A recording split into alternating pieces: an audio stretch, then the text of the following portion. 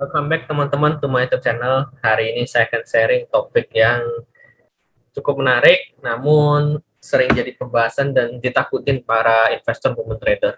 Topik kita hari ini adalah terkait cut loss. Nah, cut loss itu apa teman-teman? Cut loss itu berarti kita memotong kerugian cost secara harfiahnya. Jadi kita beli saham di harga 100, kita jual di harga di bawah itu. Berarti kita cut loss teman-teman. Apa kita perlu cut off? Ya, itu untuk melindungi modalnya kita teman-teman. Jadi kadang-kadang itu kalau kita nggak cut loss itu kita akan mengalami kerugian yang luar biasa. Contohnya dulu ada satu saham yang fenomenal banget di Bursa Efek itu saham Bumi, sempat mencapai Rp8.000 per lembar saham dan akhirnya turun sampai Rp50 per lembar saham. Teman-teman bisa bayangkan kalau kita tidak cut loss dari Rp8.000 menjadi Rp50 per lembar saham. Bayangkan berapa besar kerugian yang kita derita teman-teman. Nah, sebenarnya ada beberapa hal yang membuat kita sebagai trader tidak mau cut loss. Saya akan jabarkan beberapa. Yang pertama adalah kita sudah all in dan size-nya sudah terlalu besar sehingga psikologi kita terganggu teman-teman. Jadi katakanlah modal kita 100 juta rupiah, kita udah all in semua 100 juta rupiah di satu saham tersebut, kemudian ARB berjilid-jilid. Kita untuk cut loss susah karena psikologi kita udah terganggu karena semua modal kita 100 juta udah masuk di dalam teman-teman. Itu membuat kita akan sangat berat untuk memencet tombol cut loss. Misalnya cut loss 50% dari semua equity kita. Itu berat teman-teman. Jadi di case kayak gitu, kalau memang nggak mau cut loss, ya mau nggak mau, ya berarti nunggu pantulan rebound sampai titik tertentu, kurangi posisi, kemudian akhirnya jual gitu. Yang kedua, kenapa kita nggak mau cut loss? Alasan kedua, kita nggak mengerti teman-teman. Kita membeli suatu saham, tapi kita nggak mengerti sama sekali saham apa yang kita beli. Biasanya kita beli karena suatu berita atau rekomendasi dari orang atau teman.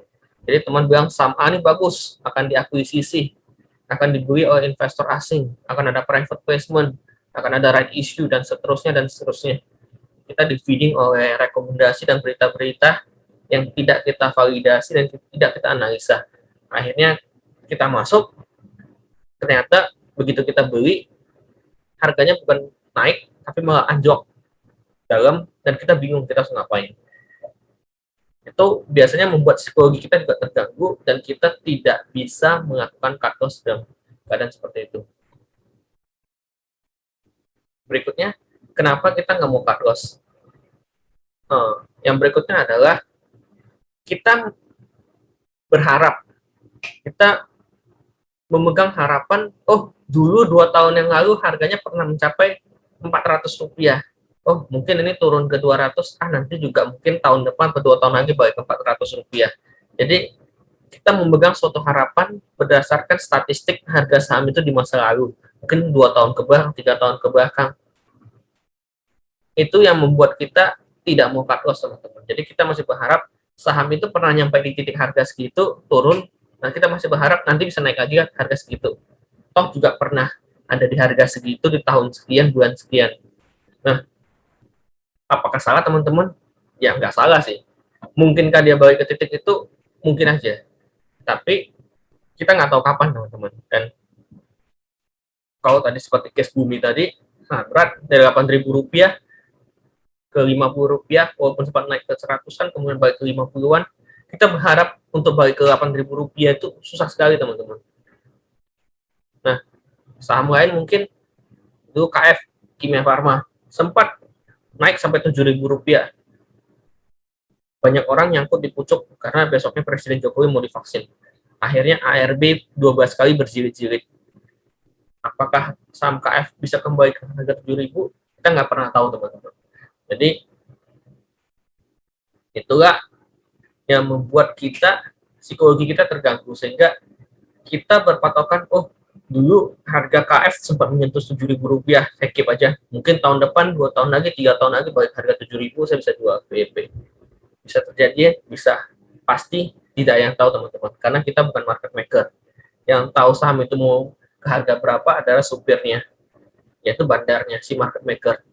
Jadi Itulah pentingnya teman-teman untuk kita disiplin melakukan cut loss teman-teman, agar kita psikologi kita tidak terganggu.